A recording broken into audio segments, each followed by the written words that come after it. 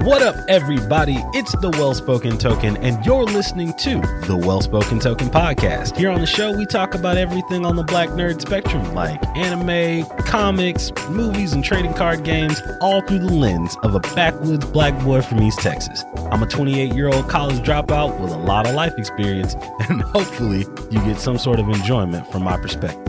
Make sure you check out our socials and tune in every Wednesday for new episodes. This is the Well-Spoken Token, and I'm out.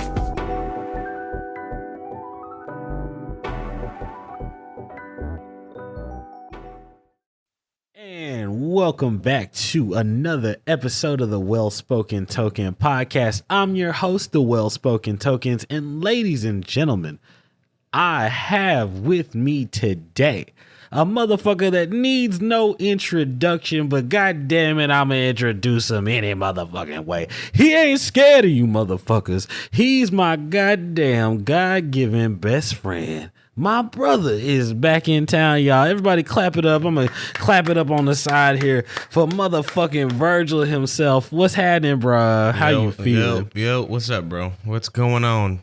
What is going on? Yo, listen to that nigga's sultry ass voice. Y'all motherfuckers hadn't heard this boy in a long time. I will always be sick of you talking about sultry voices. I can't help it, dog. I love the word. It's such a silky word. It's such an easy to grab word. I mean, hey man, I'm an easy to please man. I don't have a lot of high expectations. I don't expect a lot when it comes to shit. It comes from being poor. Hey, when you get a bike for Christmas and a motherfucker steals said bike and then gives you another bike next Christmas, it's just like you don't like. Look, okay, cool. I was wondering where you were going for like 2 seconds. Yeah. I was like, look, every Christmas for about 14 years, it was like you get a bike right for Christmas, and then by July, that bitch come up missing. Yeah, somebody in the house steals the fucking bike, and then it's like, oh damn, man, I don't know what happened to your bike. That's crazy. Yeah, okay. But then Christmas rolls around and stole the bike from inside.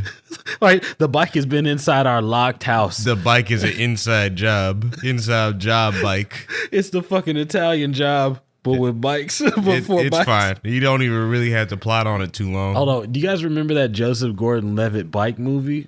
No, nobody remembers. No. I can't remember the name of I can't even remember the name of it. But Joseph Gordon-Levitt has a BMX movie. And it's like he has a preternatural ability to like look into the future and see all the options like a video game. He's like, if I go this way, I'll fuck up. If I do a tailspin off of this shit, maybe I'll get away.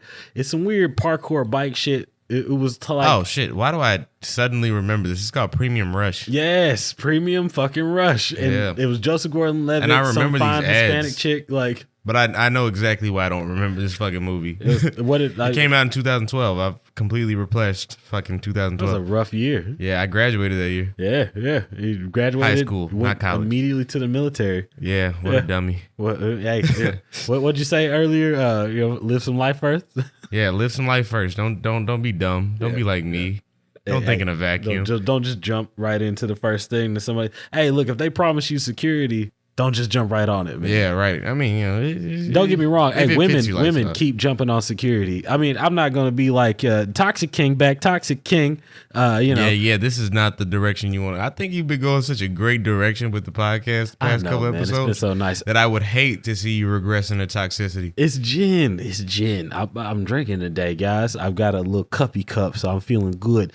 But let me get all right. Let me get these jokes off though. Yeah, let me get these jokes off. Let me get the jokes off. At least give the folks what they came here for. Let them off. The toxicity, right? That gets the views. I don't know. I'm fucking around. I don't really give a shit about views. I'm just happy that you guys are listening. I actually wanted to go and give a second shout out everybody that's listening right now, whether you're in your car driving, whether you're just waking up, you're on shift and you don't want to fucking be there today. I'm happy that you chose to tune into the Well-Spoken Token. And I wanted to get that off before I said some wild shit, just in case. It's like all love first. That's what my pastor taught me back in the day. It's like, hit them with love first, and then give them the tough stuff. So back to the jokes though.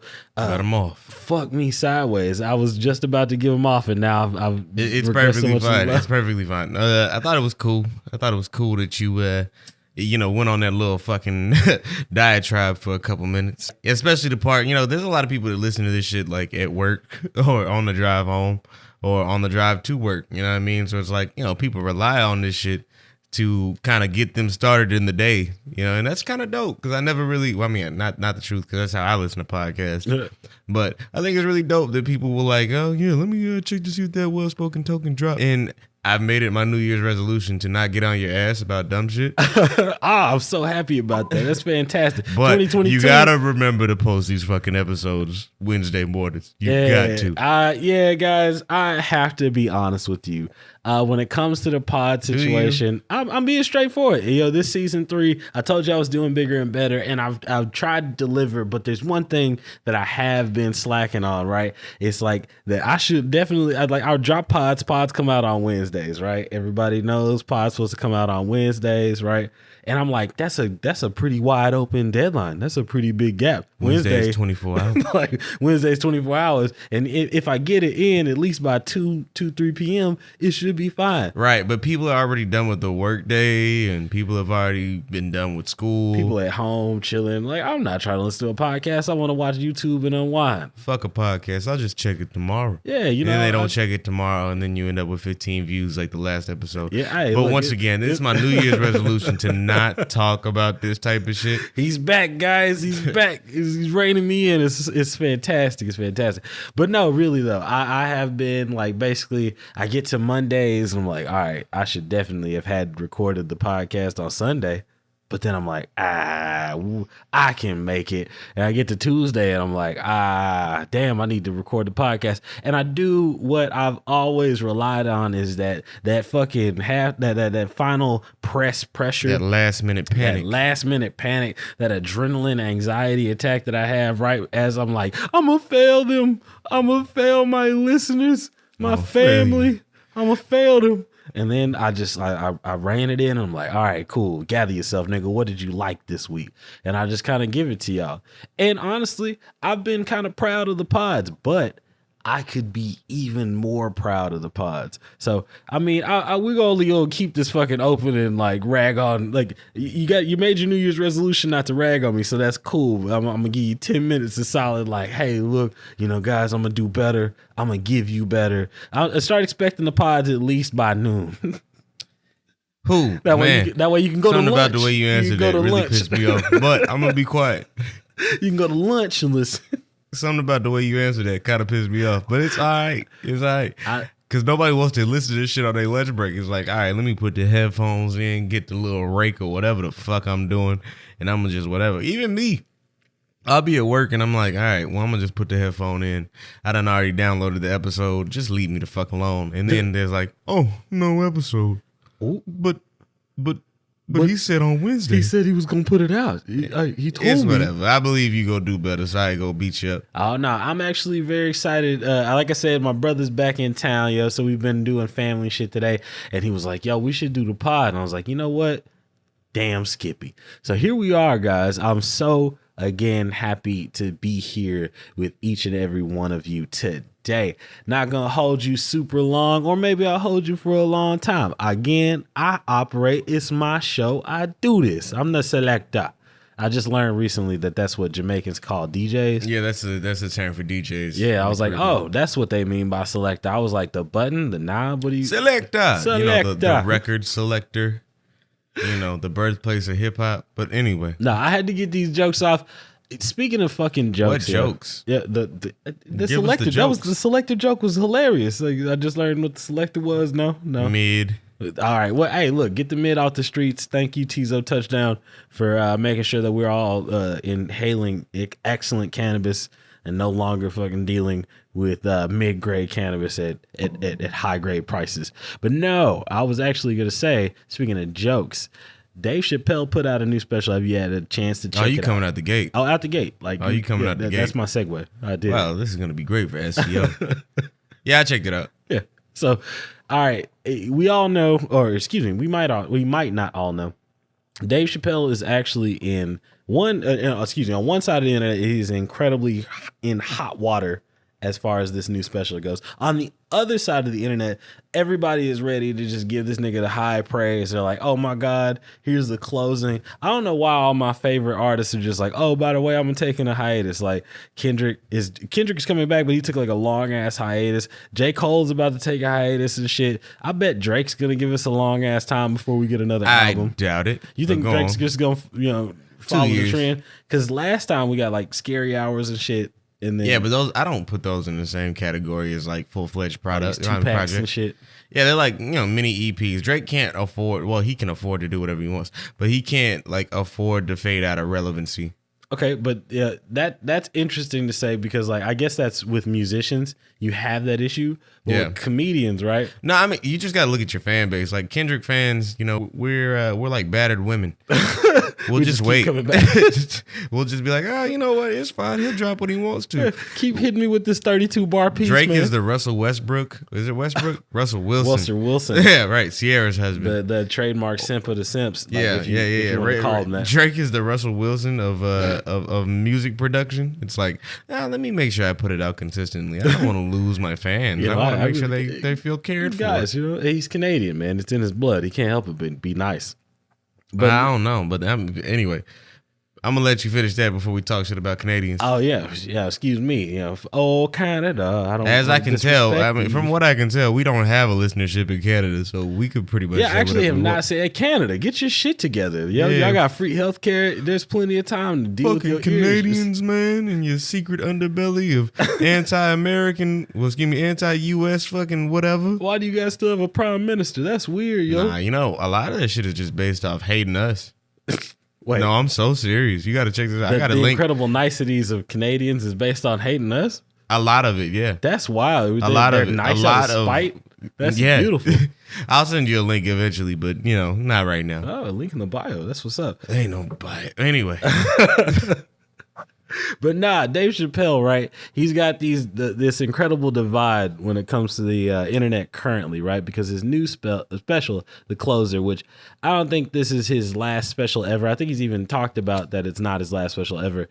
It's like his last special with Netflix for a while. Like motherfuckers are still going to be able to go to like a random comedy room and Dave Chappelle will do his Dave Chappelle thing where he shows up out of nowhere and ruins all the new performers nights. Like literally, yeah, right. Oh shit, like, here comes Dave. Like literally, hey, imagine you're at the crib, right, and you're working on your solid little 10 minutes, right? You've been fucking hustling for the last 2 weeks, right? You knew this open mic was coming. You're preparing your fucking jokes. You got whole bits together, right? You're ready to fucking kill it. You get there, right? You wait your little turn in line. You're probably like 5th or 6th, right?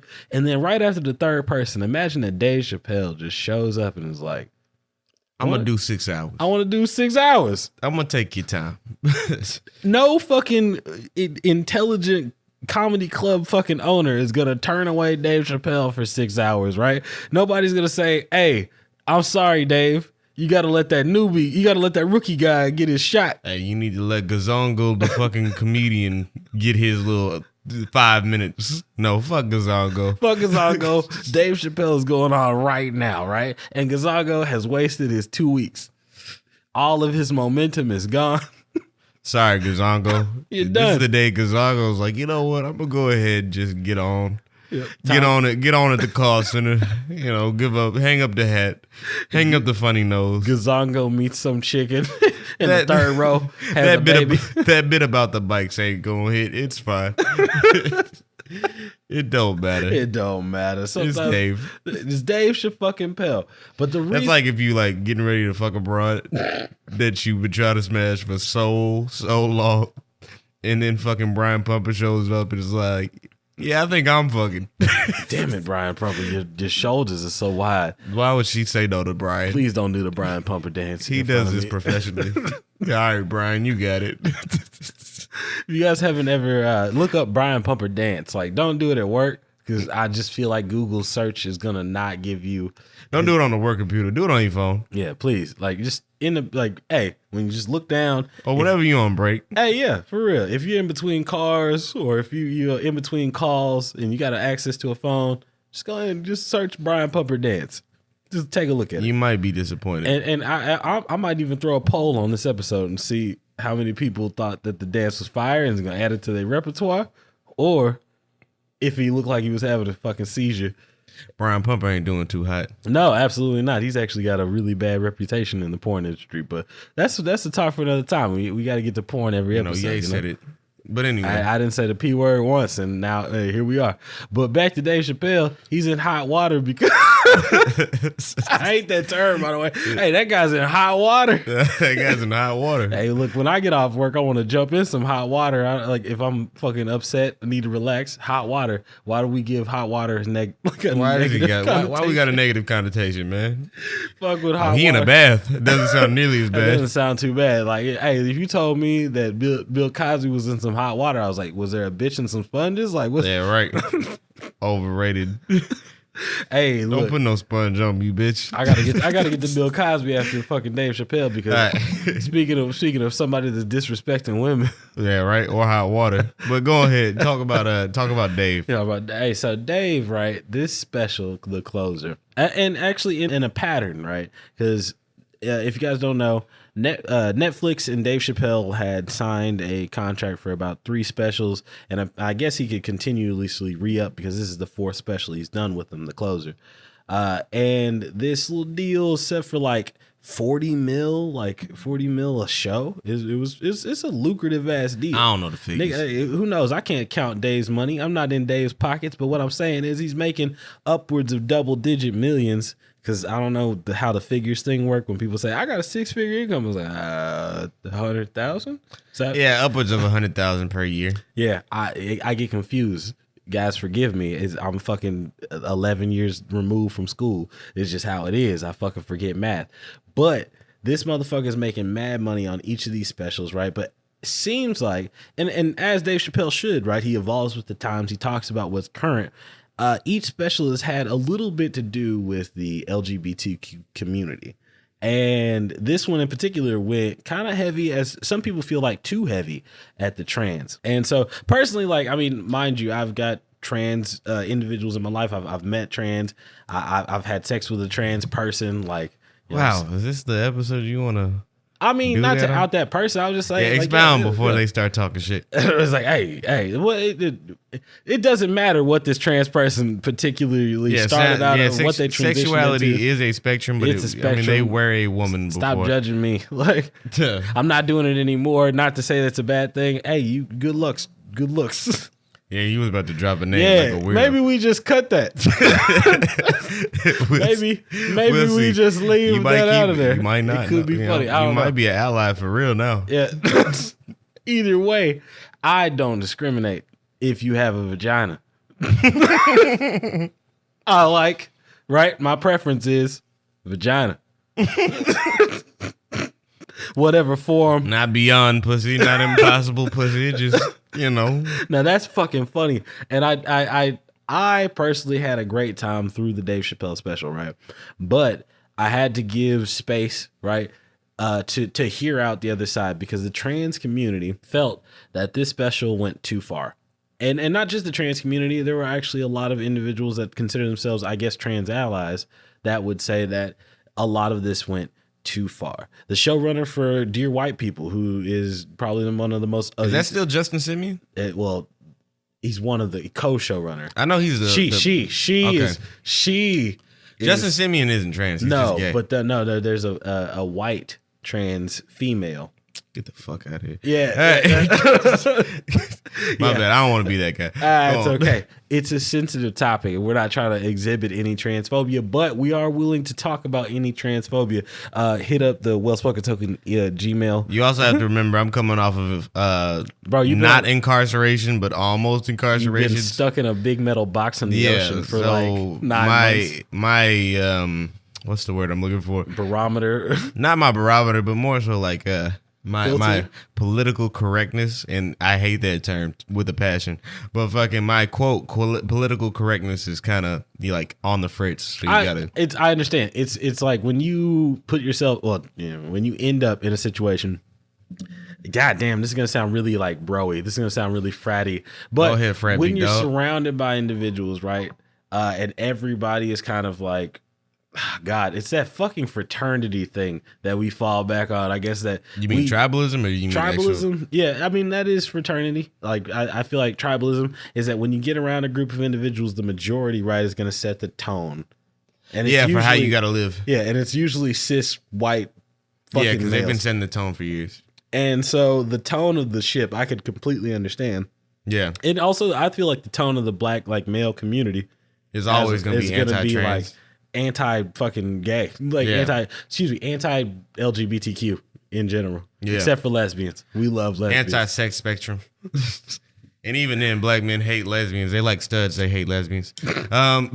But that's weird though. And it's so weird because like even though I'm talking this way, I hold a whole different mentality about how I feel about the special. But I'm gonna let you, Yeah. No, I mean I definitely wanted to just go ahead and preface it, like let people know, like, hey, if you haven't seen the special, right, it does go in on the trans. There's some jokes in there about the trans. Yo, I gotta refer to you, motherfuckers. Somebody come on here. Pronouns. Yeah, no, verbs. Pronouns are important. But anyway, adverbs. It does. Nouns. I think it does. I wrote journals in sophomore year. Anyway, I think it does go not against, but it does speak negatively about the trans community. Okay, I could see it. I mean, I could see where it, like, hey, look, if you are an individual who, and I can't even say doesn't have a tough skin, right? If you just, hey, if you're sensitive, if you are not necessarily in a good place in your life, right? And then the rhetoric that Dave Chappelle's The Closer produces, right, is that, because the thing is that the show itself is hilarious. We all know that Dave Chappelle is brilliant, one of the touted as one of the best storytellers of our generation, of our time, right? We all know that the man is eloquent. He can put his thoughts together in a really great way, but he also has droves and droves of fans. And these fans range from people who watched the Chappelle Show way back when it was airing on Comedy Central to people who are just now streaming that shit on whatever streaming site that shit's available that Dave has worked out with, fucking Viacom. It's been primarily Netflix, so. Yeah, either way. So Netflix or YouTube. And so like these new things, right? Like you've got a show that's 10 years old that's being revived, and you've got new followers there. You've got people that are fans of Dave from Killing Them Softly. There's a lot of variation. Yeah, there's a massive spectrum of Dave fans. And there are also diehard weird cultist motherfuckers that will take everything that Dave Chappelle does and says very literally, without taking into context how he's telling the story, how he closes the special. I mean, that's the show is called The Closer, and we'll get to kind of why I think that's fucking bloody brilliant, as to reference the last story in the actual special, but is that like you have to listen all the way to the end. Right. To I feel like get the full scope of it. And that doesn't necessarily invalidate anyone's feelings of trepidation or feelings of offense towards what he said, right? Like I feel like everybody has the right, of course, to offense, and then it's just about kind of trying to suss out that person's intent from there. That's my opinion as far as like trying to figure out whether or not a person needs to be or is going to start getting canceled. I don't necessarily believe in this cancel culture thing, but at the same time, like I was like, hey, we got to at least hear the motherfucker out.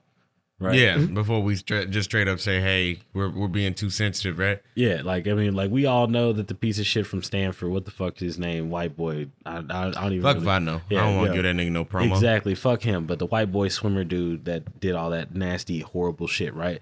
Like, sure, we have to hear about because of judicial process, but we know he was a scumbag. We had two other motherfuckers. Yeah, and I don't need too much information to know that motherfucker's a scumbag. Scumbag, right? But with Dave Chappelle, right, his track record is not that same situation. Nobody's out here. There's not even, I don't think anybody in the trans community that has said Dave Chappelle has disrespected me directly to my face. Yeah. But at the same time, like he is in your homes, like he is on Netflix, and he is touting these jokes as he will. So maybe that is in your face, if you will. I mean, that is in your face, in my opinion. Yeah. Okay. Yeah, but I mean, I want to. So, what did you feel about like the special itself? Honestly, I thought it was a really great piece of work and a really good closing, right, to all to the whole Netflix series of specials. Right? Okay. Do I feel like at times it was like, damn, Dave, we still on trans? Like it was kind of a situation where I was like, hey man, maybe a lot of trans jokes, but they were all told pretty funnily and in context. I won't say all of them. Okay. There's a lot of jokes that I fit in the special. So I didn't think it was funny. I thought it was funny, but I also thought it was like... It wasn't laugh out loud funny. I'm not busting. I don't think it was poignant funny or even like insightful funny for the most part. I'll be honest and say I didn't find myself laughing a lot. In my brain, I was like, I can see how that's... And I'm cool with not laughing at a Chappelle's like actual special. You know what I mean? I think he's post-comedy. I was about to say, especially older Chappelle. Yeah, like older Chappelle these days, like right people, I get it, I hear it a lot. It's like, hey, I don't find myself just like dying laughing all the time. But at the same time, this is a man who made attempted to make $55 million before he walked out on it. Right, made a good decent chunk of money telling shit jokes and having white women sing around diarrhea on. Yeah, but that's when you're like in the throes of like I'm a popular comedian. Yeah, and I'm not saying this reflects on his intelligence. I'm saying that this reflects on the general population. I don't think I don't think even the lack of humor in the special itself is a sign of a lack of intelligence. You know what I mean? I think he's a very intelligent person and the greatest storyteller of, you know, my generation, previous generations. Just big ups to Chappelle. Big ups. Yeah, I just think that what he did was very irresponsible. Yeah, he has a hell of a platform, and what you feel like. And I honestly think like, and I'm tired, bro. I don't want to hear any more trans comments because it's just like we know that. I'm not saying he doesn't support the community because I think he does support the community. Okay. I think that people have a very particular idea of what support is, and when it doesn't entirely line up with what you call support, it's, you know, suddenly transphobia. And, you know, transphobia in general, because, you know, I got a lot of trans people in my life that I love and I care for, and I don't know how they necessarily feel because I haven't had a chance to reach out to them, but the spectrum of this whole shit has been like either you're pro-trans or you're transphobic. There's no real middle ground. There's no spectrum. Yeah. I can see. Yeah, there's a very black and white situation. But I was watching Andrew Schultz, and I don't always do that. Like I'll be honest and say I've definitely fallen off of the Andrew. Like, mind you, is it because like, oh, maybe he's too real? Yeah, I don't believe that. I don't necessarily believe that, but I do have a feeling where it's like, hey, like I don't think that everything that's blunt needs to be said right off rip every time. Yeah, for the sake of saying it. And I feel like maybe you're capitalizing on the bluntness. Yeah. Or maybe, and this is why I've had such an issue with the whole, like Dave talking about the trans situation. You know what I mean? Same thing. It sounds like he's got not massive, but he's got a big chip on the shoulder. About the trans situation? About the community and how they've kind of received him. Okay. Now, the reason I even brought up Schultz and shit is because like he made an interesting point that he kind of brought that up. And I kind of surmised it from the special, but he put it together in a pretty concise way. I was like, oh, I'm going to snatch that and give him credit. But it was like that Dave during the special was kind of discussing the anger or the frustration that a black person or a black person can feel when faced with the LGBTQ movement, especially in the last few years concerning the trans. Now, mind you, like here's my take. I would love if you just tacked on the word community after you say trans. Oh yeah, it almost sounds derogatory when you say it. My complete bad. I guess I don't mean to not put any respect on y'all's name. The trans community. Because again, just saying the trans is like saying because I do think that, you know, just being transgender in general is gotta remember to bleep the Jews. Yeah, right. Well, I mean, shit. Yeah, they get you first. Yeah, I was like important in canon. That's a lot of. I'm not gonna say it anymore because I don't want to make myself work harder. Yeah, no, you're canceled. Yeah, immediately turn in your badge. Put the gun on the table. Yeah, these are jokes, y'all. We getting them off like Dave Chappelle. Yeah, look, we're Dave Chappelle. Yeah, but see, and I'd have more tolerance if I felt like what he was saying was actual jokes.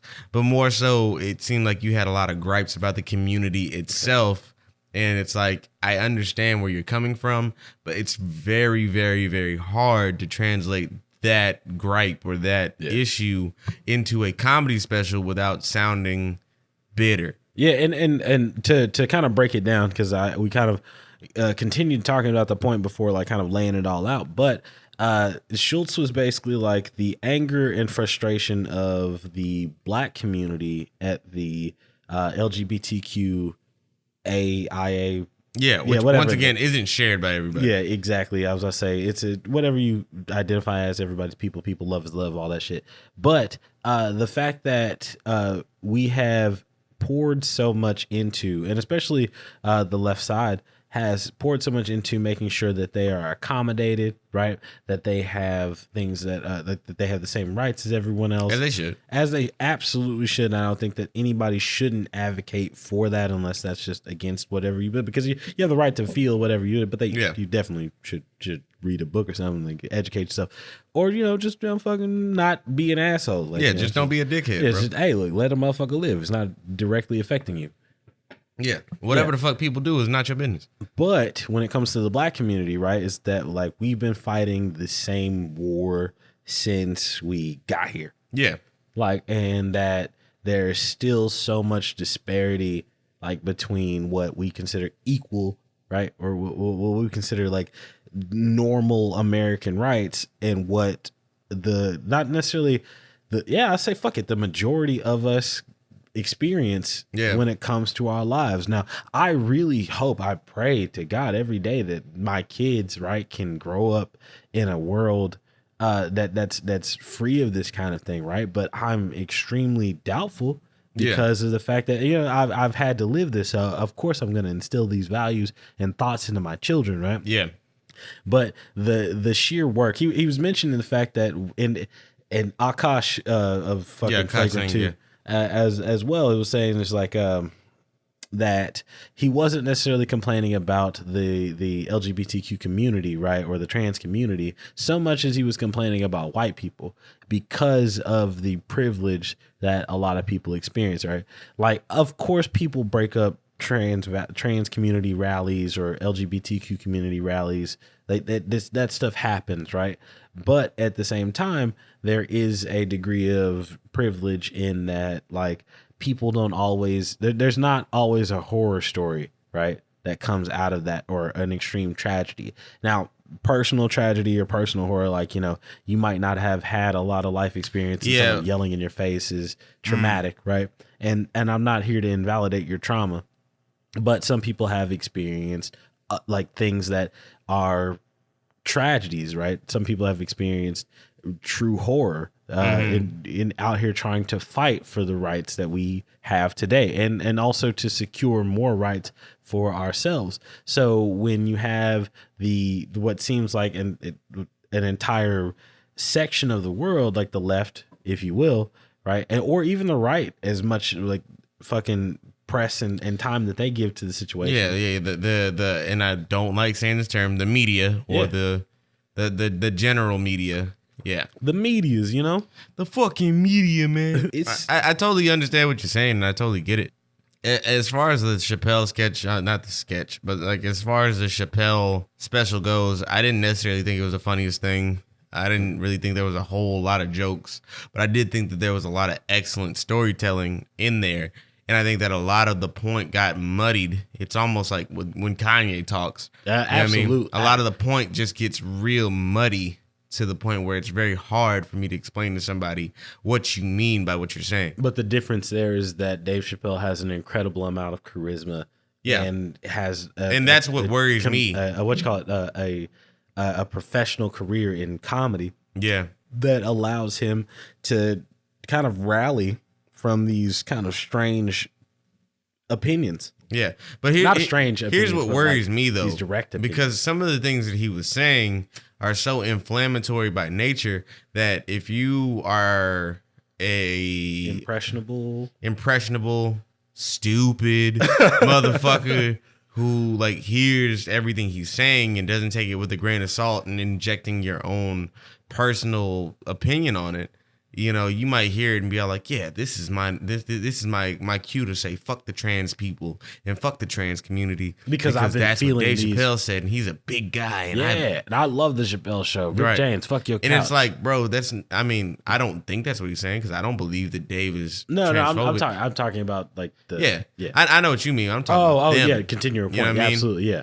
And when they get out there and they rally behind that, and they're going off of like what somebody might have irresponsibly said with their platform, it's like, bro, you're making it worse. And that's what I'm like concerned about. Gotcha. Because I got ashier aspects of my fucking timeline that are looking at this shit like, yeah, man, we're not canceling fucking Dave Chappelle. Well, first of all, he didn't do anything to necessarily get canceled. He's beating a dead horse. Yeah, I was about to say, it's what you motherfuckers do, right, that really determines what happens to Dave Chappelle as a whole. Like, when you have a group of individuals, like, here's the deal, like Joe Rogan, right? Mm-hmm. Like there was definitely an attempt to cancel Joe Rogan. Actually, multiple attempts to cancel Joe Rogan. But the thing is that the circles in which Joe Rogan would be canceled, the circles in which that Joe Rogan, like those opinions would be like demonized, like would be demonized, right? They're not listening to the podcast in the first place. Yeah, so you're not canceling him. You're not canceling shit. Like his fan base. You're not necessarily taking opportunities away from him, because the circles that he's resonating with don't care. Yeah, it's a bit different, right? With like a person like Joe Rogan versus like a person like Harvey Weinstein. Right? Yeah, but Netflix is in an entirely different situation. No. And I don't think they're going to cancel him either, because I don't think that he deserves to be canceled, but I do think that there's a lot of things in here that need to be rectified. Me personally, I have a massive issue with him saying that he's team, quote, turf. Yeah, I was about to say that was pretty inflammatory. Turf is such a derogatory term, especially for that community, that it's like, whatever. Especially when you've already said things in the special that said that you're not a, quote, turf. Yeah, and to explain what turf is, let me see if I remember this right. It was trans exclusionary, radical feminist. All right. Yeah. And he was, and during the special, he did have a bit where he was talking about. He was like, I feel like I am a true feminist, and he gave the Webster. He gave the Webster Dictionary definition of what a feminist is, and I think that's always a terrible idea. Yeah, it's pretty like there's no context. I ain't no racist. Look at the definition of racism. Pick it up, man. Now, anyway, these niggers need to. Like, I don't believe separate but equal. Damn it, separate but equal. And that's what bothers me, because it's just like, all right, we can talk about the definitions of things, and I do think that by virtue he is a feminist and he cares about people's rights and all that other shit. Yeah, but when you align yourself, even by fucking vocalizing it, with a group of legitimately hateful people, and you give them all the more power, all the more excuse. You and give them more ammunition. My favorite one of my favorite YouTubers is a trans woman. Her name is Natalie. She runs a channel called ContraPoints, and it's always about like unpacking the nuance of different subjects, And Natalie was born and raised as a man. She lives in Baltimore, and she's a classic trans woman, which means she wants to present as a woman, et cetera, whatever. She uses female affirming pronouns, the whole nine, you know? And the trans community is such a spectrum that it's like, there's some people who want to identify ambiguously, et cetera. So when you don't attack that same subject with the same nuance, and you have such a massive platform, you could harm the larger community at large. Even the lady that he was speaking on at the end of his special, which is why we call it the closer, I guess. Yeah. I mean, so as a closer, like, he's just closing out his whole Netflix thing, and he's closing out him talking about the trans community in general. He did mention actually that he was no longer going to be discussing the. And I'm glad, because I don't want to hear it no more. Yeah, I think that at this point he said what he could say. I agree with you that maybe he was beating a dead horse. Yeah, and I mean, he used the term punching down inside of the special. And, I agree, you can't punch down on a community that has so much swing inside the media and inside the grander scheme of things. Because, like, it seems, and this is just me speaking as a black man, it seems that every time something bad happens to somebody who's trans in the media or in the larger mainstream media, suddenly they're demonized and put into a whole different category. But that's still not happening at large for the black community. And it's just like, okay, well, look, at the end of the day, I'm black first, and all this shit kind of going on. It's just, I don't know. Yeah, no, I get it, because look, I wake up every day black, right? And we both deal with, right, the backlash, the baggage, baggage of being a black male in fucking America. It's a rough experience. It can be tiring at times. There are expectations of you. I guess everybody has expectations, but there's a weight, a pressure that is almost consistently there. I can't go driving without spending like 60% of the time in my review. And I'm automatically gonna be categorized based off how I look off rip. And as a person who might be a female passing trans woman or a male passing trans person, et cetera, you still have that opportunity to not be that, And my own issues with the Chappelle special be damned. It's just tacky to talk about. Yeah, I honestly feel like at this point now, I feel like the past specials, right? Sticks and Stones, the bird one. I can't remember the name of the bird one, like exactly. It's actually my favorite. Equanimity or whatever the fuck, or something like that. I feel like the situation was handled with way more nuance, right? Yeah, I feel like, but I also think that he's got his own personal gripes with how people reacted to his friend Daphne that has informed his opinions on the community, and he used his platform to speak down on the community in that particular moment, and I can't support that. Okay. So in which case it's like, do you feel like maybe the closer special could be like a situation of getting revenge on the community? Not necessarily revenge, but to get your last jab at many of them. And granted, in the very last section of the special where you told that amazing story about Daphne, you really contextualize how you feel. But everything before that just seems kind of like, well, here's my cop out. Yeah.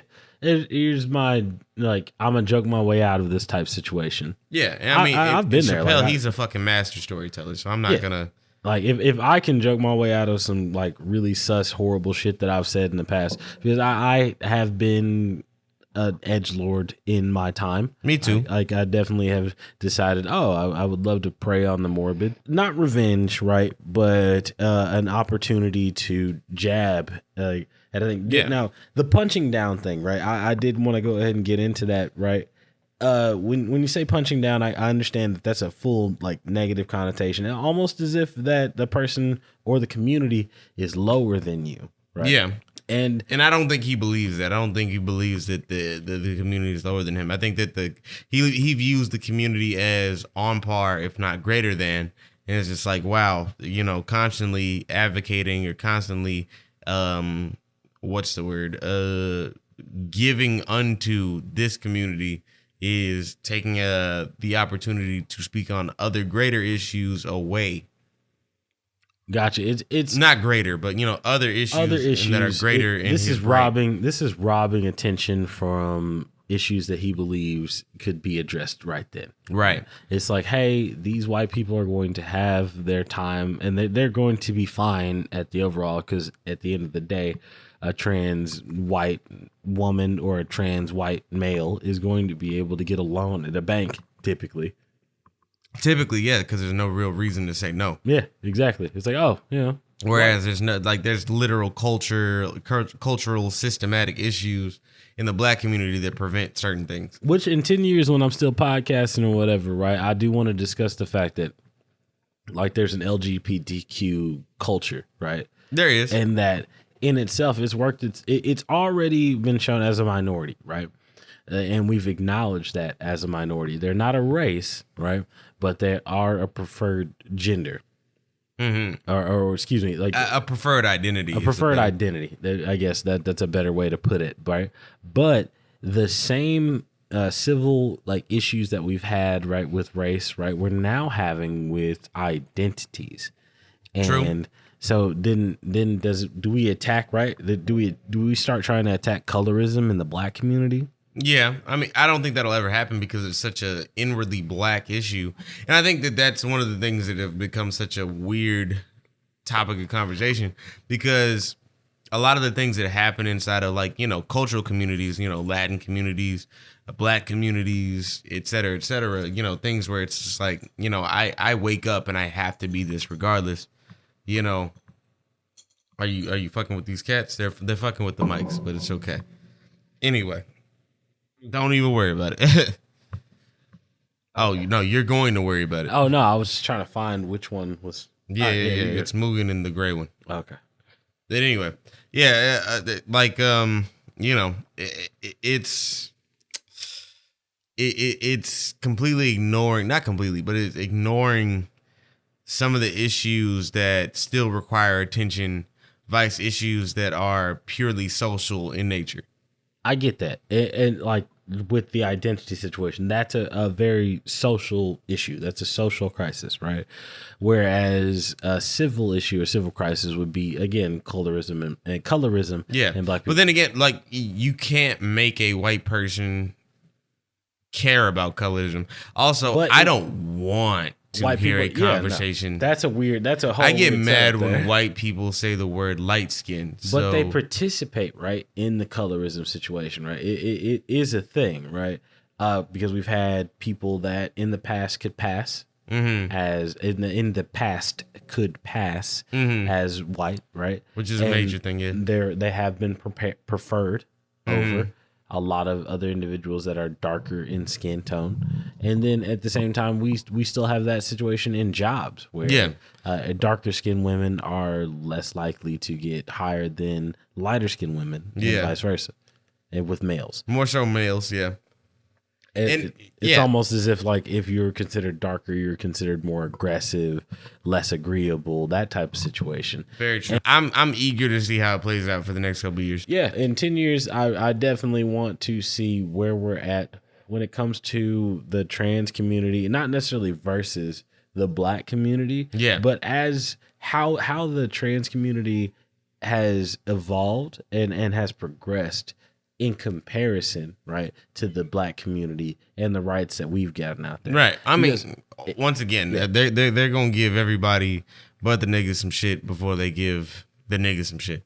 It is and as much as that sucks to say, it is what it is at the moment. It is. You know, but that's not going to stop me from advocating for trans rights. It's not going to stop me from advocating for, you know, everybody's rights, because you should be grateful and happy for everybody regardless. And it doesn't give me an excuse to beat a dead horse, especially not when it comes to a community that has suffered a lot of tragedies and issues in the last few years. Especially for those who are trans and black. And I think that it is direct correlation with the violence and the issues that the trans community has had with the amount of attention that they have received when it comes to the media and their struggles. But I also sincerely believe that a lot of the things that get addressed in the trans community are because there's a lot of white people inside of it. It's true. I think that it is a privilege almost to be able to transition safely. Yeah. I do think it is a privilege. Yeah, being able to, and see, I think that everybody has a right to transition, right? And I think that that's a beautiful thing about the trans community. But what I do see is that not everybody has the right to transition safely within that same community. And that's not because of Did you say right or privilege? I just want to make sure the privilege. Okay, cool. The privilege to, I did say right, but you are right. The privilege to transition. Well, maybe I guess it is a privilege. I can refer to it as a privilege because I'm a black male, and the amount of privilege that I've been granted is significantly less. But it's to a degree. But it's like amongst the majority, right? I don't necessarily say it would be a privilege. I could say that it would be a right. But the only reason that I wouldn't, and goddamn, this is going to get convoluted. But the only reason that I wouldn't say it was a right, is because I don't have that same privilege. True. Like, that's not necessarily, it's an option, but it's not a safe pick. for me. Yeah, no. It's probably the biggest Twitch flex that you could ever do. You know what I mean? It's like, oh, okay, well, like, I'm going to play it on extra hard mode. I'm going to be trans and black. I'm going to be trans and black. And honestly, if looking back on a lot of our favorite people when it comes to the black culture, the black community, like if you look at a person like Little Richard, right? If he lived right now, I'm pretty positive that Little Richard would have decided to try to transition.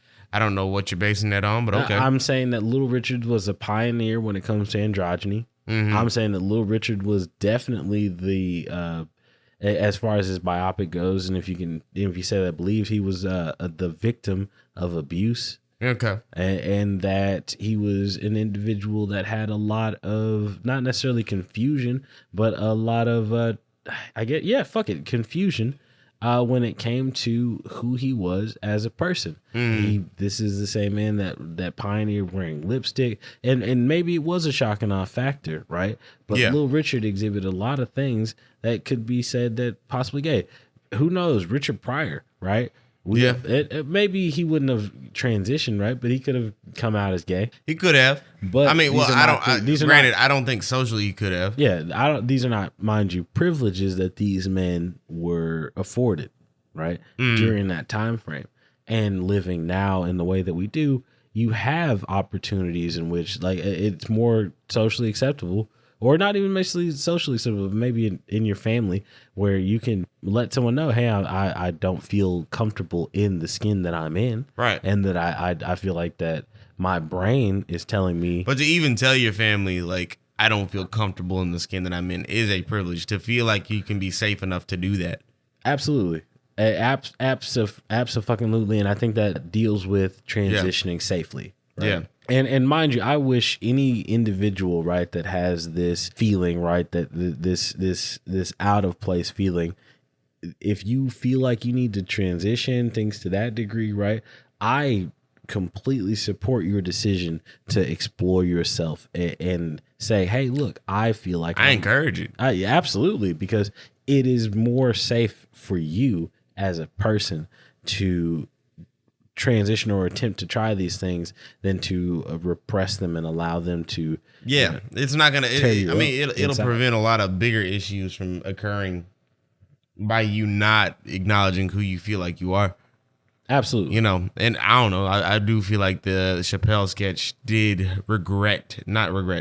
neglect to say that. Okay.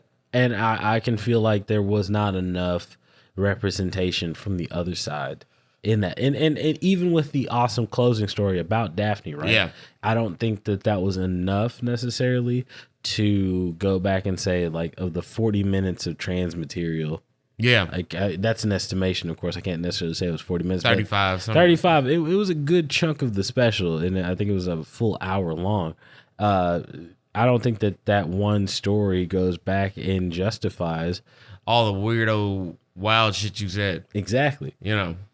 And so, you know, big ups to Dave Chappelle. I love this. I love you as a fucking comedian. I love you as a role model for young black males. I think that you went out and did it right and did it with integrity. Yeah. And I think that you have a true... And you are speaking from a perspective that can kind of get away with saying a lot of these things because you did do a lot of things with that integrity. Absolutely. Yeah. You are, as a person that gave back as much as Dave Chappelle did, can go back and speak and we can all look and say that Dave Chappelle has incredible integrity. And so maybe this was a misguided attempt to put out his feelings, a misguided attempt to speak to the disparity between the trans community and the black community in terms of our rights, right? And that is a conversation that definitely needs to be had and maybe will be sparked from him, just hopefully putting it out there. That's the biggest hope, the biggest positive takeaway from this. And I think one of the coolest things about stand-up comedy now and the way and the direction that our greats when it comes to comedy have taken is that their opinions or their perspective and ability to reflect on something from the outside and see it and give everybody necessarily a voice, or speak from a perspective of individuals that don't necessarily think that their voice is heard, and cause and affect change. Yeah. Like, what else can you really ask for in a career? I agree. I wholeheartedly agree. So big ups to Dave Chappelle. You know, the closer was I felt like a good watch, right? But should be taken with some context and operated in a massive grain of salt. Yeah, and operated with a massive grain of salt, because you should take time to get to know trans individuals in your life. Yeah. Or take an opportunity to embrace trans individuals that you meet out and about, because we can only demonize or dehumanize someone if we choose not to coexist or cohabitate with them. Yeah, I agree. Without taking the time to get to know anybody, without taking the time to mix things up a bit, I feel like it's too easy to get set in a way, to get a mindset about a particular individual just from base generalizations, or just from your idols taking time to, as Dave Chappelle did, taking time to voice their own issues or problems with the community. You have to, the same way God says, work out your own soul salvation, you must work out your own soul knowledge. Yeah. Like, when it comes to this world, there's so much opportunity to gain knowledge, to expand your mind and opportunity. Like, I'm not talking about doing peyote in the woods or some shit like that. I'm just saying, I mean, hey, if that's your bag, do it. But take opportunities to get to know individuals with varying views, because we get trapped in these echo tunnels in our own feeds, the algorithms. And you should never conflate, and that's one thing that I think is getting lost in the special and in the conversation at large. He said in the beginning, Twitter's not a real place. True. And a lot of people, especially in COVID, have lived in such a bubble that, everything that they consume is consumed by people that they feel like they completely agree with, whether you're on one side of the spectrum or the entirely other side of the spectrum. Whatever you're consuming is not the whole world. Right. It's wild that now on the internet, we are dealing with the small town mentality. Yeah. Is that like you get these big fish in a little pond things, or you're the funniest motherfucker in your feed or in your general area, and suddenly you're the thought leader. Exactly. Like you are setting the tone for your general area. Yeah. And the whole world, if your fucking Twitter feed is all a bunch of cool black dudes and their cool nerdy eclectic interests, yep. I hate to tell you, as soon as that bubble's busted, you're gonna be back in the world of fucking dickhead motherfuckers that you gotta live with. Or if everybody's inclusive and nice and super accepting, you'll be back in a world of holding in your opinions and trying to fit into the general norm. Right. And that's one of my major criticisms of the special. Another major criticism of the special, it's like, okay, well, it seems like, you really jumped in that echo chamber and took a lot of the shit that they said or was said to heart, Yeah, and you're perpetuating this issue that has already been, by you, addressed. Yeah. And so, again, big ups to Dave Chappelle, but not all of us are necessarily fucking with that old closer. Yeah. Hopefully, in hindsight, maybe in a couple of years or in time, Dave is able to contextualize this special in a way that doesn't necessarily put so many people at odds. If not, then it's a great piece of art that gave us a lot to think about. Yeah. As a people, as a community of humans, even at that point. I agree.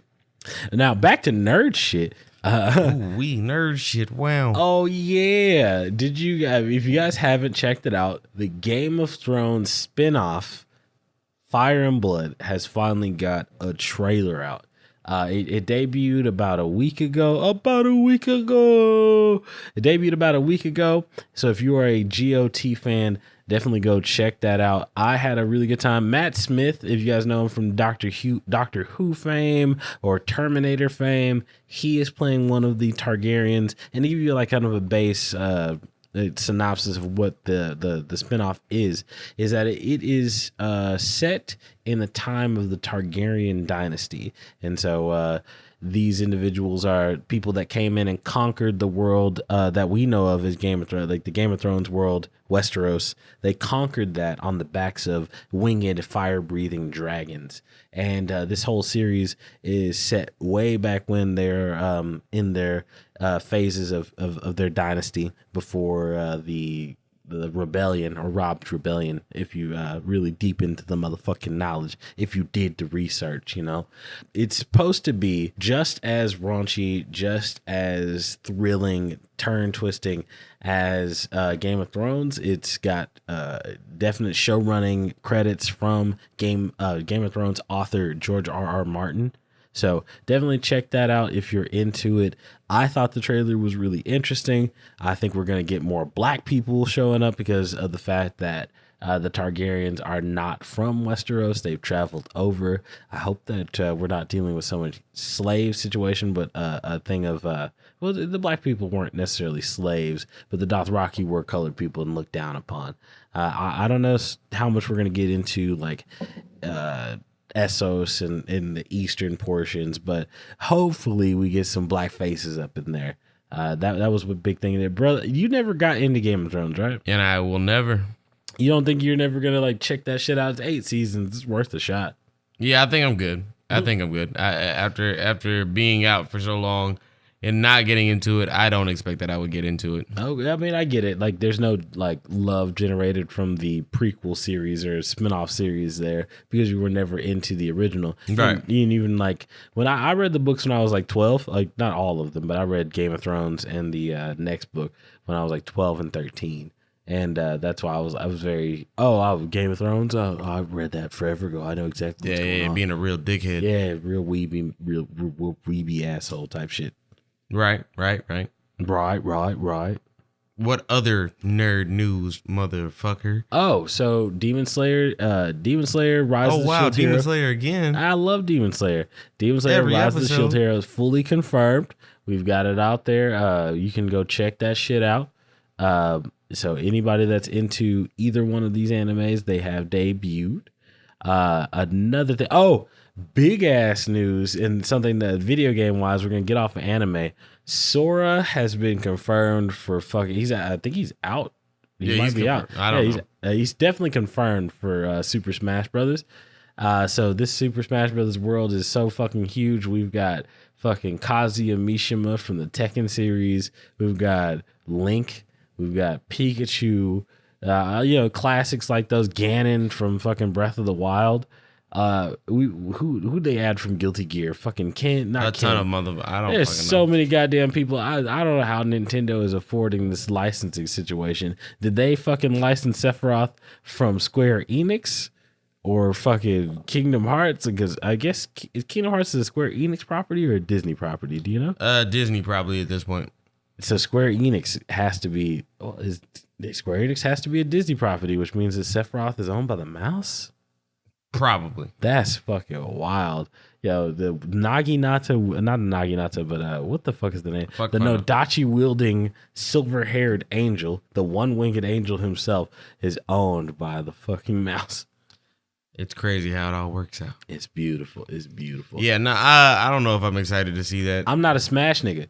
Yeah, I'm not necessarily a Smash nigga. But, my homeboy Brian, he was really, not Brian, fucking Crown. Make sure you get that. Yeah, I got you. Yeah, my homeboy was really looking forward to fucking seeing Crash in the games. Yeah, and that was a thing. I think that there were a ton of other options for the very last guy for the fucking, Super Smash Ultimate shit. And at the moment, we just don't have it. No, we decided to pick Sora. So maybe, I don't know what the hell they're going to I don't know why Smash is going such an anime route.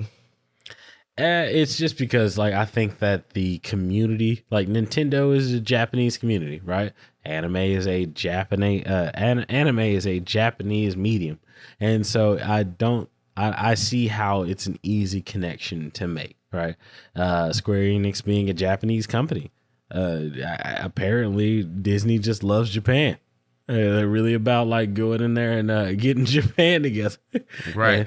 But I'm not a Smash dude. I like more technical fighters. And I guess at the pro level, maybe Smash is technical. I just never really got into the Nintendo controller scheme, so that prevented me from being into it. But it's got such a huge fan base. The fucking tournaments are wild. Every DreamCon or meeting of Black nerds is always gonna be a fucking it's always gonna be a Smash or a Tekken tournament or some shit. Now, if there's a Tekken tournament, Kazuya's in fucking Smash Brothers. It's like, what the fuck? Tekken is is it Namco? Namco. Yeah, Namco Bandai.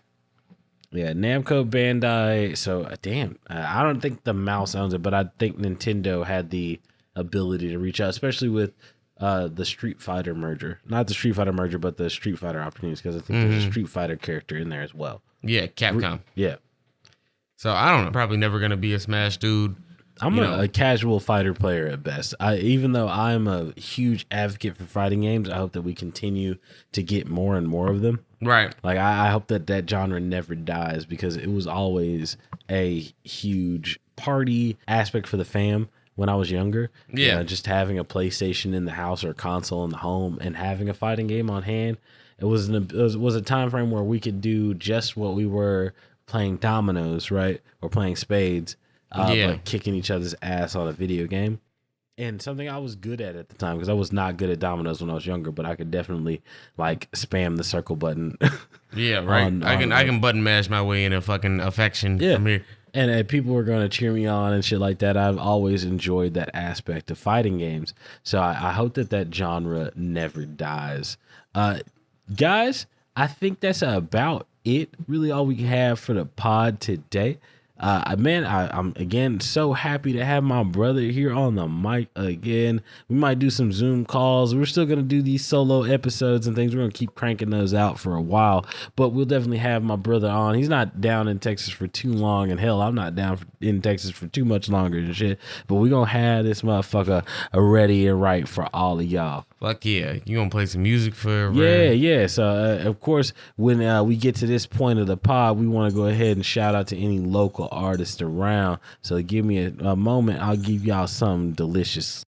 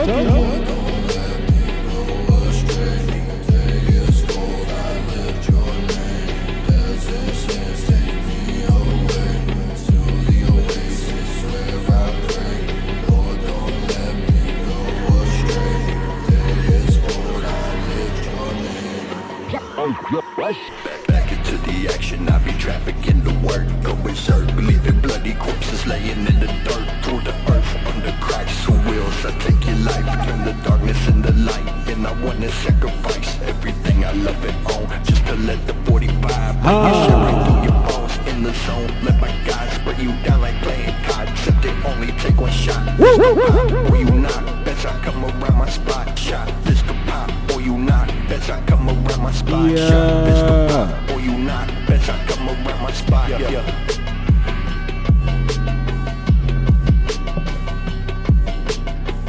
That was Slackoff with All My Homies Drink Sake.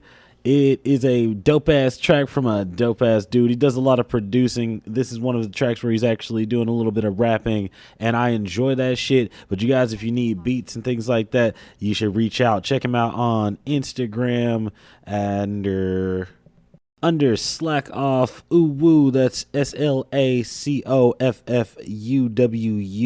You can check out all his dope ass beats he's got there. He's got his SoundCloud link in the bio. So give my man some spin, some plays, some love. And speaking of love, I love each and every one of you.